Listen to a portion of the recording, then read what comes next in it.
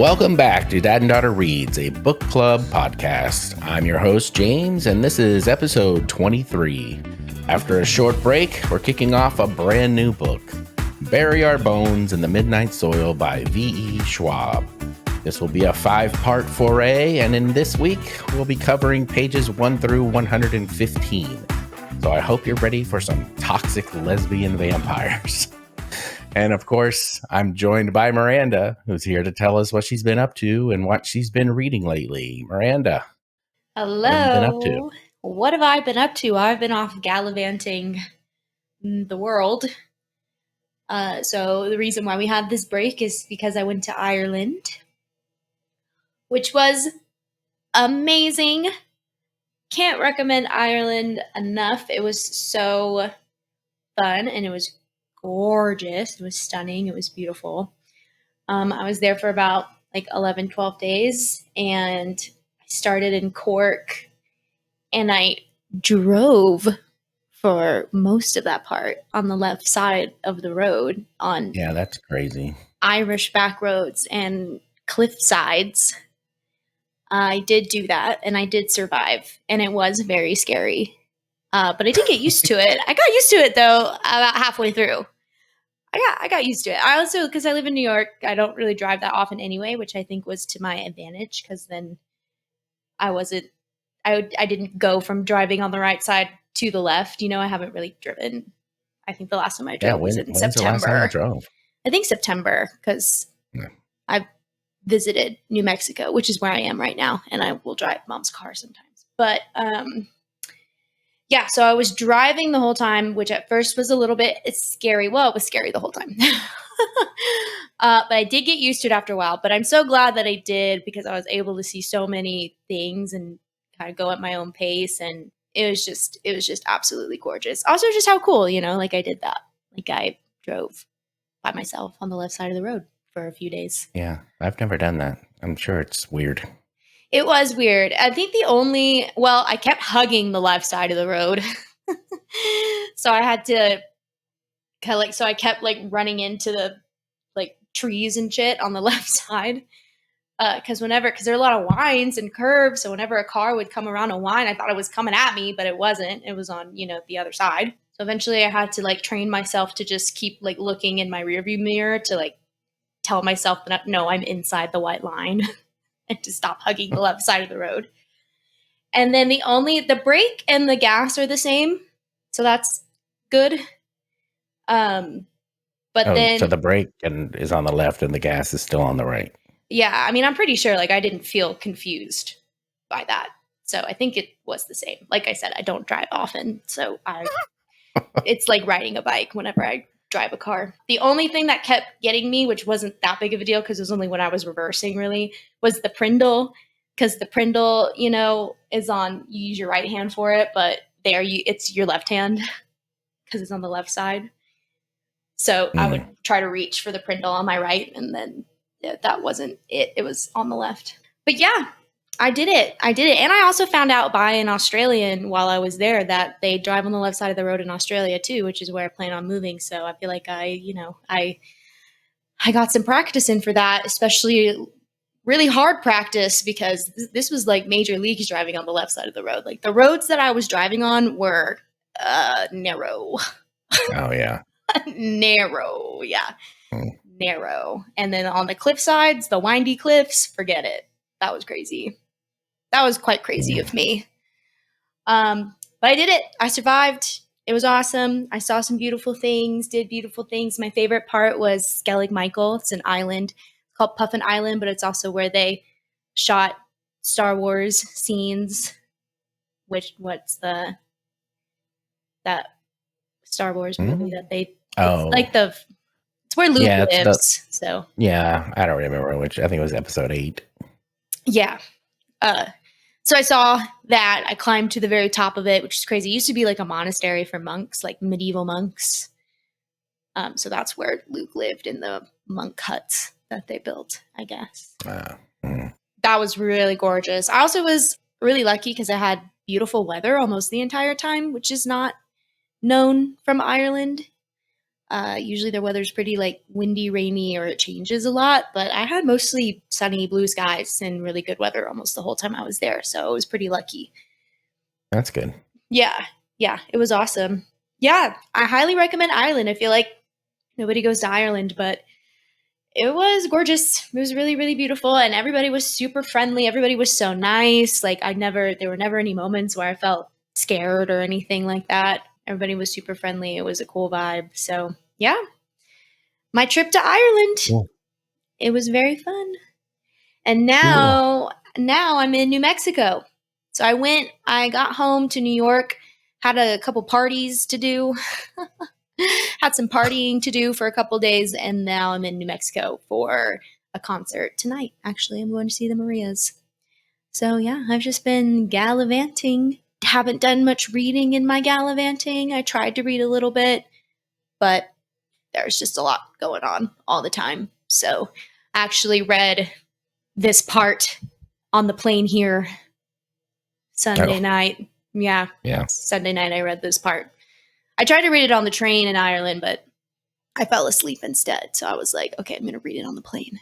So I read it but yeah, no, that's about it. I haven't really watched anything. Yeah. Cause I was, running around. So just a lot of traveling. Cool. How about you? Huh? You didn't finish Murderbot? No, I haven't watched anything. I forgot about all the things I was in the middle of watching because I forgot about Poker Face and all of it. I really have been I was in a whole different world there. Yeah. You were busy. Yeah. So I'll finish all that this week. Once I go back to New York. I get back really early morning Thursday, and then I have 6 weeks until I move to New Mexico. So those 6 weeks, I'm not working too much. So I have a light load to get things done and enjoy my last month and a half there. So I'll be caught up on everything. Yeah. Cool. I haven't done much of nothing. I did finish watching Murderbot, and overall, I think it was really good. I think I'd give it an 8. I mean, it's not exactly like the book, but I will say the finale, the last episode, was exactly like the book and what happens at the end. So, and they were renewed for a season 2.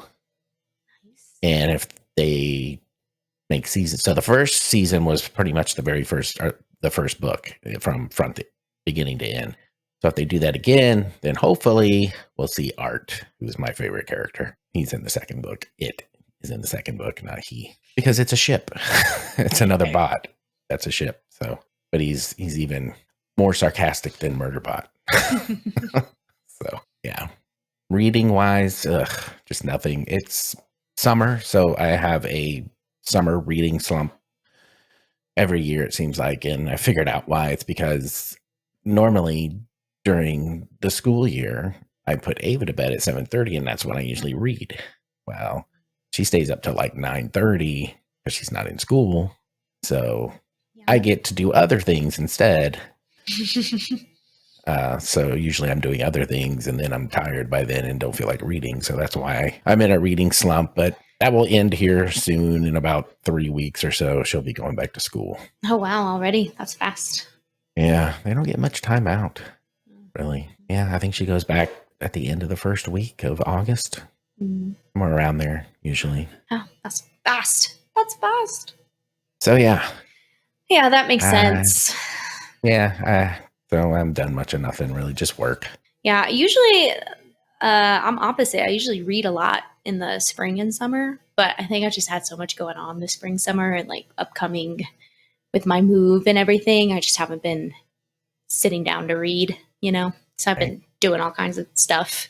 So, but I'm sure that once I move to New Mexico and my life slows down by a bajillion, I'll be reading. You'll have more time to read. Much more, yeah, because I'm going to go from fast-paced New York City living to very, very slow New Mexico living. So be much more reading time then, which I'm excited about. I'm excited to slow down a little bit.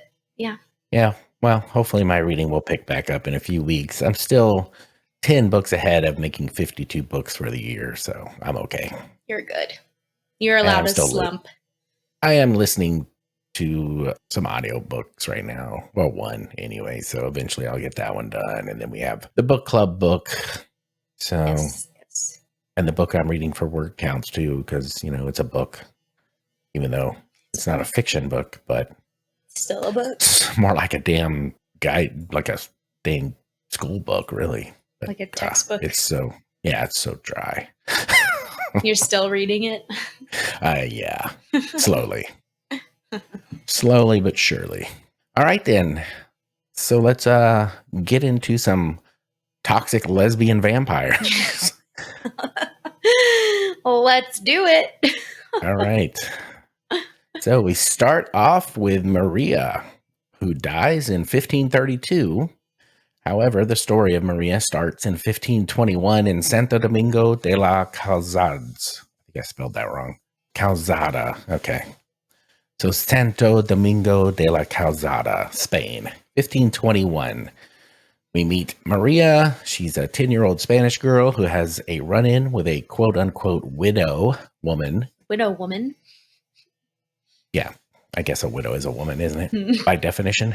She has an encounter with her, and she's wearing this all gray, and she's out by this tree picking roots or herbs or whatever, and just kind of a weird feeling runs over Maria, I guess, when she looks at her. Mm-hmm. We also get a lot in this chapter about Maria's character, because she's young, but you can already tell she's pretty feisty and doesn't want to play by the rules, and kind of does her own thing, very curious. She's got fiery red hair, and her mom doesn't like that, thinks it's a bad omen. So she's already kind of like growing up in this free-spirited nature, which is not good for the time period she's in as a young woman. And then she's already got her family who are pretty annoyed by her in general, it seems like, too. So, so there's that. Yeah. And then she runs into the widow, and the widow is out there picking herbs, but she's really young and like beautiful. And there's already all these like rumors about her around town, but she's out there picking herbs. And then at the very end of the chapter, somebody dies. And then she says like some man dies, and then the widow leaves. Right. So it's a little, got a little suspense there. Yep. And one thing I failed to mention I wanted to talk about before we started is the way this book is broken down into sections based on a character, and then each section starts with a brand new chapter 1, which is so annoying to me. Right. It just makes it harder to take these notes and keep track of everything, but I'll manage. So that was chapter 1. Chapter 2, we move ahead in time about 8 years later, 1529, and Maria marries Andres de Guzman, Viscount of Olivares, an esteemed knight of the Order of Santiago. Yes, and Maria has almost kind of tempted him, into this marriage, thinking that this rich man will come save her from her dull, drab life, and she'll get to escape and experience some freedom. But I think we, as the audience, knows that that's probably not the case. Right. And you would think she would know that too. Well, I think because she didn't grow up with money, and also a lot of times these daughters do get taken away. So she's not really seeing like how they're treated, because she didn't grow up with this kind of money. It sounds like they're pretty poor. She came from a poor family, so the mom does kind of have to work and do chores and things like that. Right. Versus rich lady viscountesses aren't living that same kind of life. They're not poor, so they don't have to work, or they shouldn't work, or they're not allowed to work, whatever word you want to use there. So I just think she didn't know. I think she thought, I'm going to get swept into the lap of luxury, and I'll be able to do whatever I want, and I'll have all of this money, and, this, that, and the other. They didn't have TikTok. There's no day in the lives of being a viscountess. Right. There was no TikTok in 1529. No. That's unfortunate for so them. She didn't have a reference for what it really was like being a rich lady. So I think that's probably why. I think she just had these dreams. And seeing like maybe rich people come into town and seeing like, wow, they look so gorgeous and they're like this, that, and the other. They must have an amazing life. And then once you actually live it, Yep. we'll see. Yep. All right. Moving on we move to another section with another character. This is Alice, who dies in 2019. Each one of these sections has the character name and the day and the year they died in. And chapter 1, we're in Boston, Massachusetts in 2019. We meet Alice. She's a Scottish woman who moved to Boston to go to college. She seems very anxious and not sure of herself, and she's gay. Not that there's anything wrong with that. Sorry. That's my Seinfeld joke of the day. Dad had to put in a Seinfeld reference. Yes. Yes. Yeah, she's gay, but she's not really totally open about it. Right. Yeah. She's pretty. Yeah. She's like, I already feel like the odd one out. I don't want to tell all these girls I'm gay, and then they start treating me even weirder because of that. Right. Yeah, that's Alice.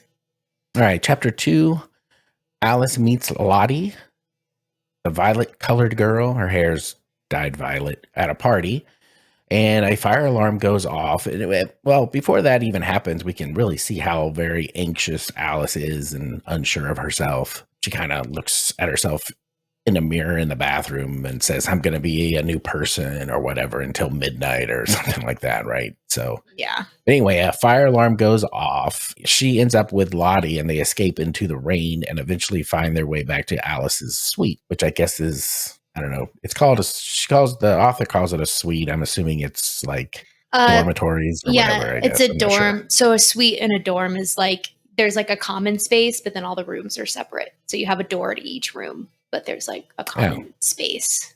Yeah. So still a dorm. So still a dorm, but it's not like a dorm that I lived in where it's like one room and you share everything. It's like you go in and there's like usually 2 to 4 bedrooms and each person has their own bedroom and then there's a common space. I see. Yeah. Got it. In the suite. Got it. So anyway, I love how Schwab weaves the theme of invitation throughout this entire section, because when they're at the door, because they're underneath this archway to get out of the rain, and then at the door, Lottie says, so are you going to invite me in? Mm-hmm. And then there's another section where they talk about invitation. So, that's the old vampire trope of you have to invite a vampire in to your house or they can't come in kind of thing. So that was cool. I caught that too. Yeah. I always love reading new vampire books just to see, because there's so many different vampire tropes and different ways vampires are dealt with. So it's always cool to see how each author handles that. To me, anyway. Yeah, and we're getting very nerdy, I'm sure. No, and we're getting 2 different. This is our second vampire book, and it's obviously very different from the other vampire book we read. Right. Yeah. So it is cool. All right. The next section, Lottie. We do not know when Lottie dies. It's just question marks. Chapter 1, Lottie leaves Alice before daybreak. So they end up sleeping together, which I failed to mention. She goes back to her room and writes Alice's name in her book with a short memory about her, which she has a whole list of other women in that book. Yeah. Yeah.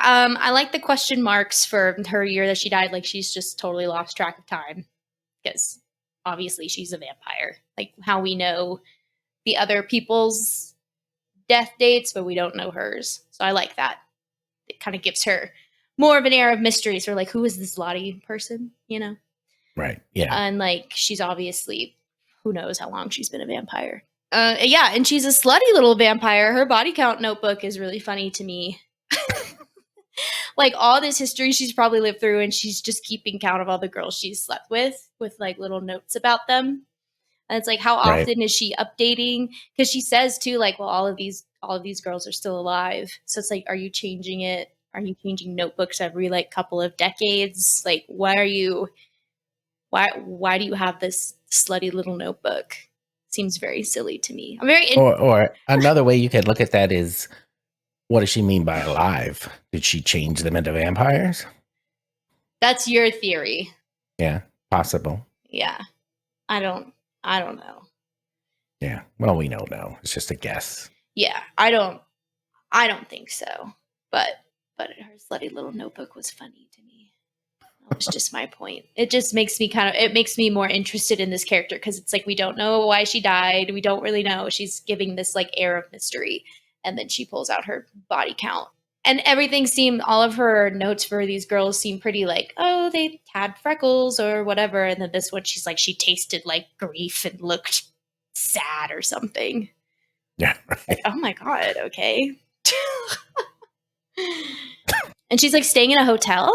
It seemed like it was a hotel, yeah. She's like staying in a hotel, but the doorman knows her, so it's just I'm intrigued. It feels like she's probably, it's giving kind of Twilight, the Twilight vampires where they have to like move every certain amount of years. Like it kind of feels like that's what the life she's living. She's living like a nomadic, slutty little vampire life.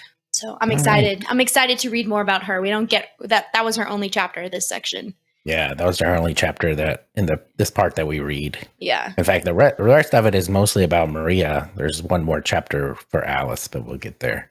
Because we're moving on to Maria. Once again, she died in 1532. Chapter 1, Maria and Andres are traveling and stop in a town called Burgos. They take a room at an inn, and Andres takes Maria. I mean that in a sexual manner. And that's exactly what he meant.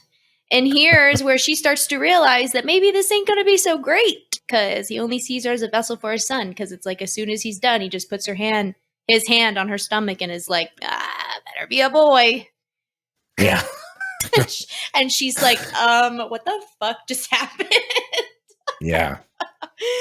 Awful, terrible. It's actually not funny. Because he's part royalty. He's part of the royalty. So that's what they want, heirs. Well, yes.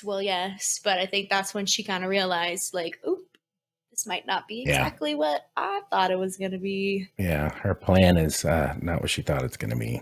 All right, chapter 2. And a lot of these chapters are not very long either, so they're pretty quick. Chapter 2, Maria goes to the kitchen looking for herbs. She has a cook concoct a potion that will hopefully keep her from becoming pregnant. All right, give me your whole spiel about being calling it a potion. I was just saying, well, it's not a potion because there's no magical element to it. And the reason why back then people were calling it potions was because they wanted women to be witches. They just wanted a reason for a woman to be a witch, And this is the devil's work, and this is blasphemy. These women cooking up with herbs and curing ailments must be devil magic. Right. So not a potion, more of like a tincture or some kind of, this is medicine to keep her from having a baby, right? Well, and that's also the thing here too, is women using these natural ingredients from the earth, not casting spells, using legitimate natural ingredients from the earth and making these things to help themselves not get pregnant in an era where there wasn't really a choice to get pregnant. They didn't have that 24-hour pill. And they did not, but even that's probably considered a potion by conservatives. That's the devil. That's the devil magic. That's why I said, OMG, it's not a potion. It's like actual medicine to keep her from getting pregnant. Also, in this chapter, I like how at the end, Maria threatens to cut the woman's tongue out. The cook, if she tells anybody. And she says it with like a smile on her face. And that's when I was like, oh, this bitch kind of crazy. Yeah. I was like, oh, she's. Well, we already knew she was a little wild and crazy. Well, sure. Some of the stuff she's done.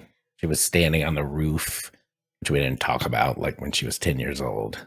Well, sure. But I mean more like she's got a little psychotic. She's a little psycho.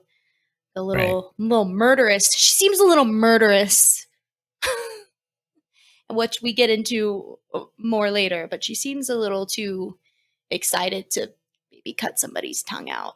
Like she will do whatever it takes, but including, committing scary acts of violence. Chapter 3, Maria is settling into her new home in Olivares, so they do arrive at their new home. It's a casona, which means mansion in Spanish. But it's clear she's more prisoner than guest here. She has a wild, restless energy, which we were just talking about, and it's obvious she's not going to tolerate this for very long. Right. She actually ends up tolerating it longer than I thought she would. Me too. Yeah, I agree with that as well. Yeah, me too. Because Right, because she has a scene here where she wants to go ride her horse while her husband is away, and the stable boy would not let her take the horse. And in fact, her husband told him if she tries to get on it to hobble the horse. Right. Yeah. So yeah. And then this is where it's really sinking in. Like, oh no. Yeah, This is not I the think life. that's really when it really sunk into her that she's pretty much a prisoner there. Yeah. And only there for one thing, and that's to bear children. Right. And look pretty. Right. Terrible.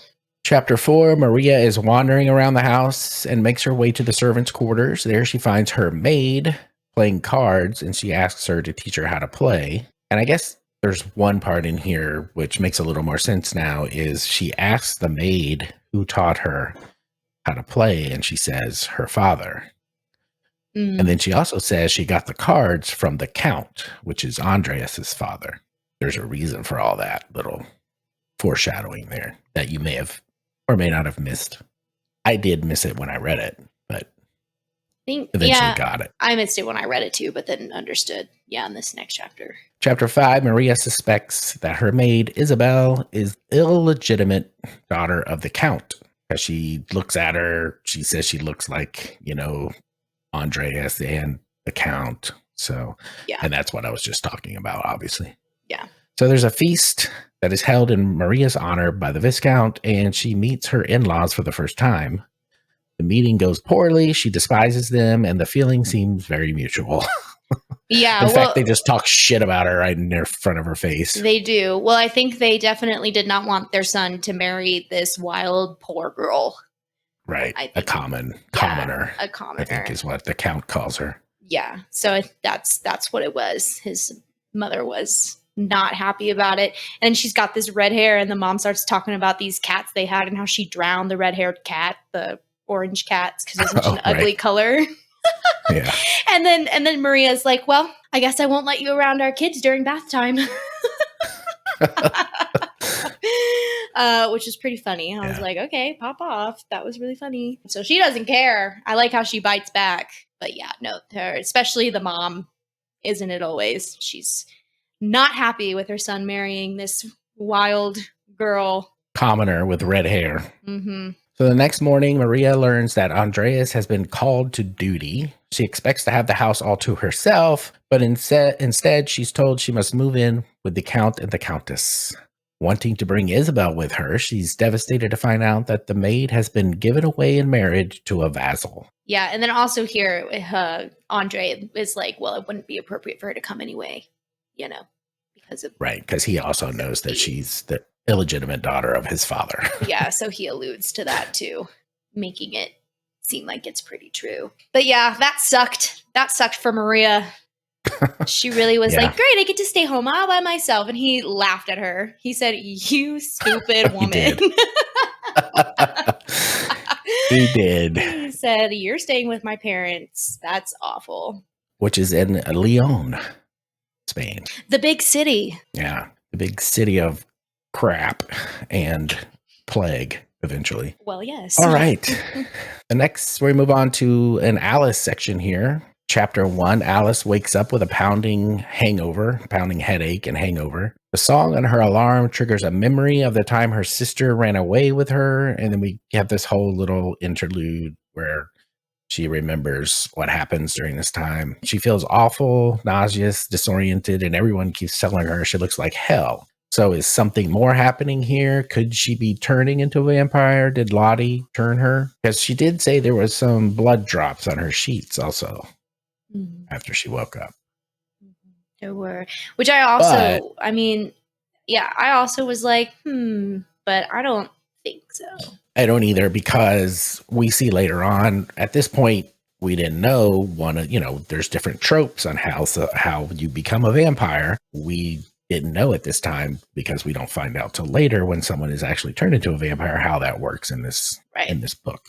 So, but who's to say things haven't evolved? I don't know, but I don't think so, because I think she's I think this is going to be more of like the romance aspect of it, because I think she's going to like find Lottie and then they're going to have a little moment. Yeah. Maybe they're going to meet it, because it feels like Lottie's going to want to try to avoid her, right? Because Lottie's got to go keep this air of mystery, but she's not going to be able to resist. They're not going to be able to resist each other. And then she'll probably find out, and then it'll be lesbian romance. So a lot of yearning with the lesbians. Sorry, lesbians. Yeah, and I'm curious how we have these two characters in 2019 and how that's going to meet up with Maria at some point, possibly. Yeah, no, for I'm just wondering right now about that. We got a long way to go, so we do. But then we also get some background here with Alice too, because we find out about like her family dynamic.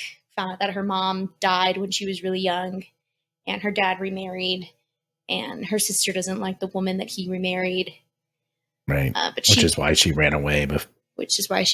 Yeah. But Alice doesn't seem to really mind her that much. But she also doesn't really remember her mom, she says, like her sister does. Right. Because I think she said her mom died when she was only like 5. Yeah. And her sister was older. Yeah. Like 8 or something. I think they were 3 years. But yeah, so that's why Lottie tasted grief. Right. So we've got a troubled young lady here. Sad family dynamics, kind of weird. Seems like she kind of always had to be the peacekeeper in her house, in her household. So, right. Little trauma there.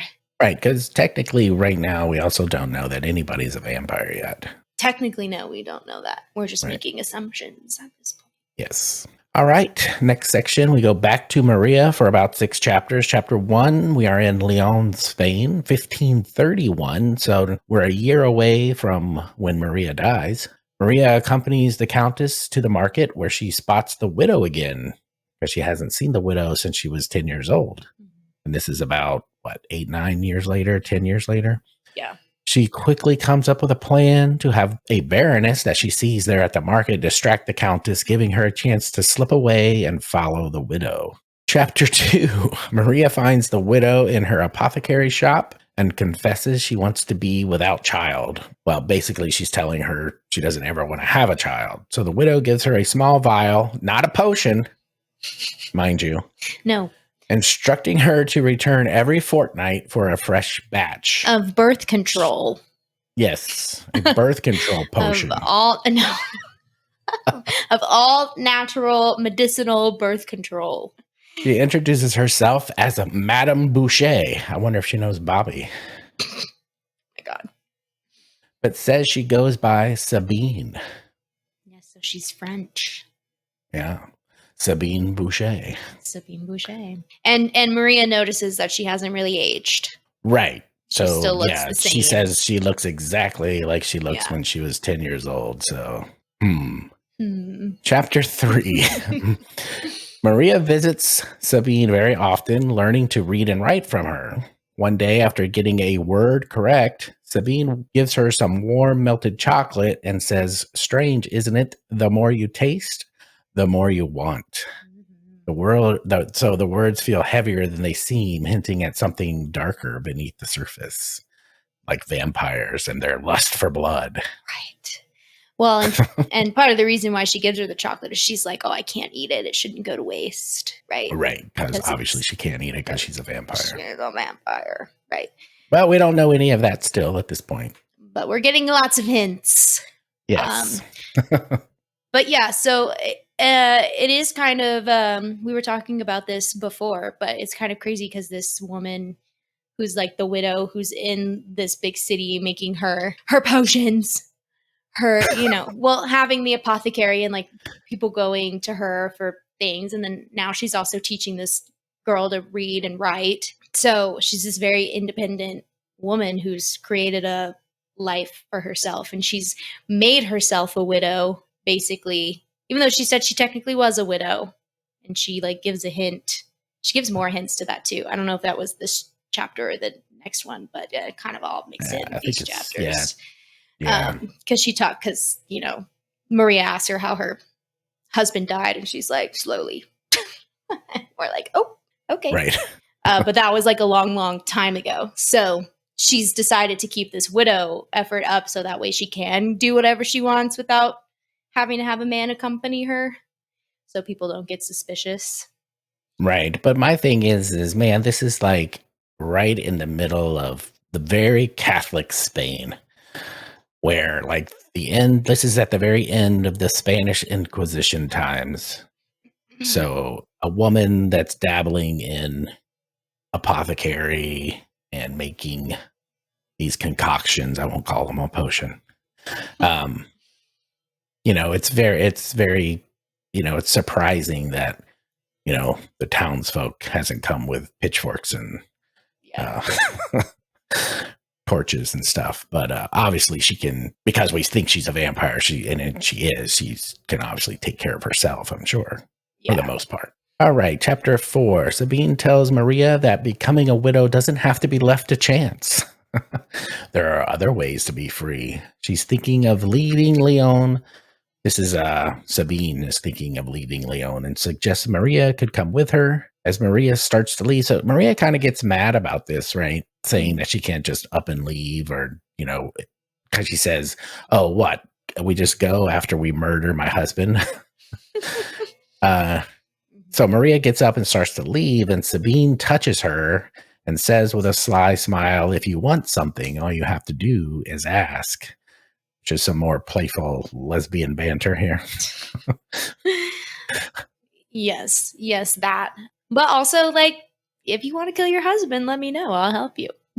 Right. Like, I'll help you kill your husband, girl. Like, yeah. I mean, yes, but implying. it is kind of funny how that actually wasn't what she was talking about. Right, which we'll get into, because I thought that was crazy. How really was like, I said, whoa, this went from 0 to 100 real fast. Yeah, because she's not talking about killing her husband. Or she kind of is, but there's kind of something else in between, which is what we're going to get into now in chapter 5. Right. So Maria goes home.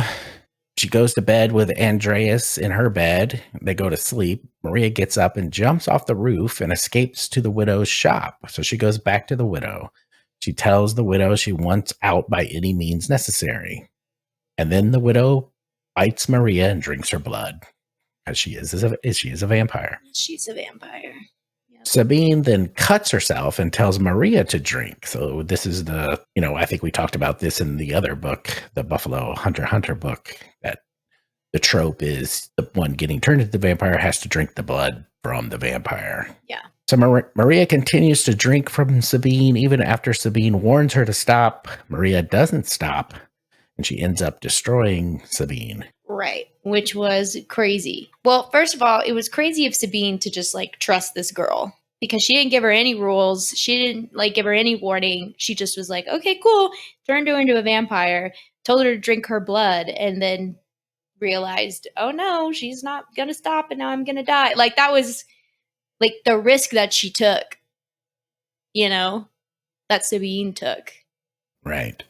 Because she didn't say anything. She didn't tell her anything. Like, she could have been like, hey, I'm going to turn you into a vampire. You're going to have to drink my blood, but you're going to have to stop, or I'm going to die, Right. And at first I wasn't sure I liked this, that she killed Sabine.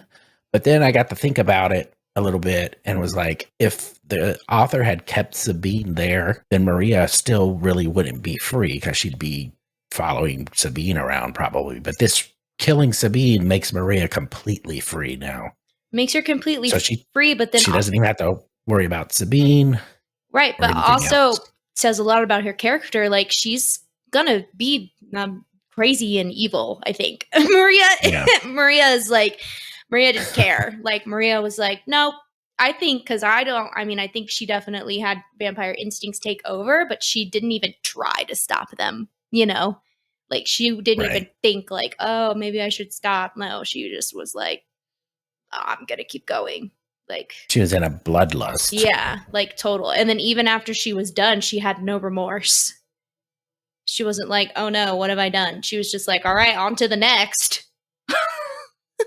Right, because she was still hungry. Yeah, so I think she's about to be a terror, which is why, like, the past threatening to cut the cook's tongue out and, like, saying, like, she was ready to kill her husband. Like, there was no, like, oh, like, no, she was like, oh, I'll kill him. I'm ready. Let's do it. So she already had a kind of bloodlust before this. So now I'm kind of like, ooh, she's going to be a scary vampire. She's going to be a terror. And she's got this like bright red hair too, right? So Right. I think there's going to be this like lore about her for being an evil, crazy vampire. So I'm excited to see what kind of shenanigans she gets into. Speaking of killing her husband, chapter 6. Here she goes. Maria goes back to her house. She attacks Andres and kills him, telling him her name is now Sabine. Also crazy, also psychotic behavior, also absolutely insane. I was like, this bitch is crazy.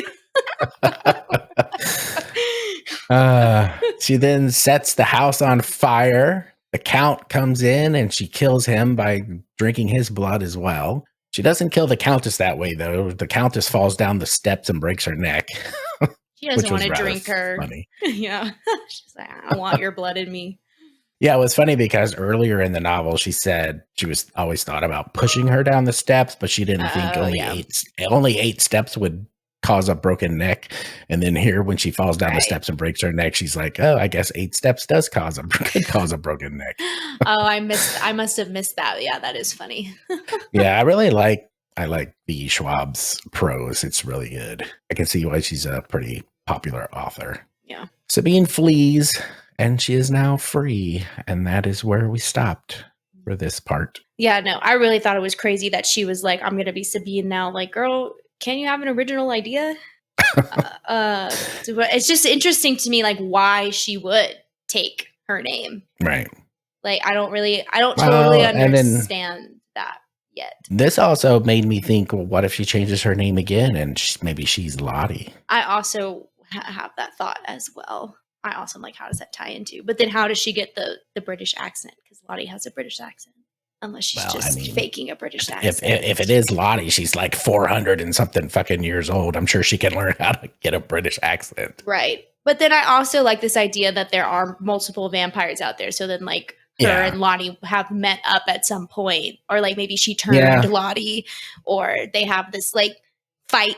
Or maybe they used to be lovers and now they're fighting territory. Yeah. I feel like there's a lot that could be possible with. Yeah, you're right. There is. These vampires. That was just a thought I had. That's also a thought I had too. But I'm kind of hoping it's not. I'd rather have the 3 different characters. Yeah, I think it would be more interesting if like Maria's this like terror. Well, now Sabine, this like terror of a vampire. And maybe they have to kind of like fight up against her or something, or she's like causing chaos all over the place, you know, like this old vampire that thinks she runs the world. Yeah. So I'd be very interested because I think my number one theory would be that she was the one who turned Lottie into a vampire. Yeah. And now they have beef. Right. Vampire beef. And now they have vampire lesbian beef. Vampire beef. I can't even imagine. I can't even imagine. So that's my number one theory, I think. That's it for this week's episode of Dad and Daughter Reads, a book club podcast. We hope you enjoyed diving into the first part of Bury Our Bones in the Midnight Soil by V.E. Schwab with us. Next week, we'll be covering pages 116 through 230, so make sure to read ahead and join us for more discussion. In the meantime, don't forget to follow us on Blue Sky, Instagram, TikTok, and join our Discord. All the links are in the show notes. We'd love to hear your thoughts, theories, or favorite moments so far. Thanks for listening, and happy reading! Our intro music is Upbeat Funk, performed by Mikhail Smusev, and our outro music is Lo-Fi Chill, medium version, performed by Bodan Kuzmin. You can find both tracks on pixabay.com. Thanks for joining us, family, and we'll see you next week.